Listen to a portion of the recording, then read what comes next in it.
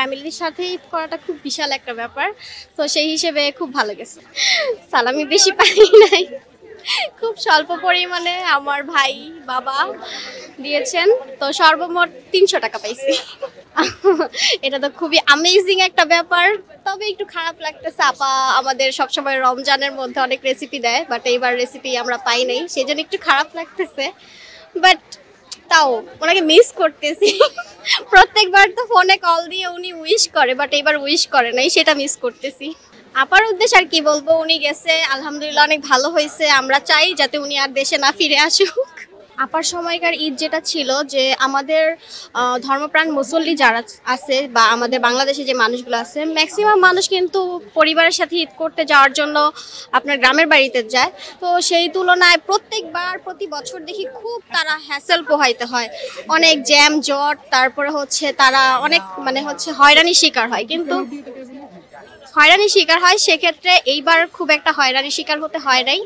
এবার খুব মানুষ দেখলাম যে খুব স্বল্প সময়ের মধ্যে এবং স্বল্প খরচে তারা তাদের নিজস্ব গন্তব্যস্থলে পৌঁছাইতে পারছে। আমরা যেটা করি ঈদের সময় আমরা প্রচুর ঘোরাঘুরি করি, ঘুরতে খুব ভালোবাসি আমরা বিশেষ করে।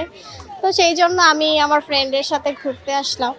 আমরা সবসময় ঢাকাতেই করি, কারণ আমাদের গ্রামের বাড়িতে আমার দাদা দাদি ছিলেন, কিন্তু ওনারা বর্তমানে নেই। রমনা অ্যাকচুয়ালি আমাদের ঢাকা শহরের মূল কেন্দ্রবিন্দুর একটা পার্ক। সো এখানে আমরা আসার মূল রিজনটা এইটা আমাদের ঢাকার মধ্যেই যেহেতু, সো এখানে পরিবেশটা খুব সুন্দর, খোলামেলা, অনেক গাছপালা, ইভেন বাচ্চারাও অনেক আসছে খেলাধুলার জন্য। তো এটা একটা মনোরম পরিবেশ, সেই জন্যই আমরা এখানে।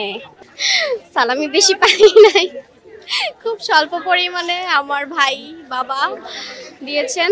তো সর্বমোট ৩০০ টাকা পাইছি। কোনো খারাপ লাগে নাই, কারণ এখন আমরা বড় হয়ে গেছি। সো এখন আমাদের বাচ্চাদের দেওয়া উচিত, কিন্তু সেই উপলক্ষে যে আমি পাইছি, তো এইটাই আমার কাছে সবচেয়ে বড় জিনিস। আমাদের জন্য ঈদ স্পেশাল।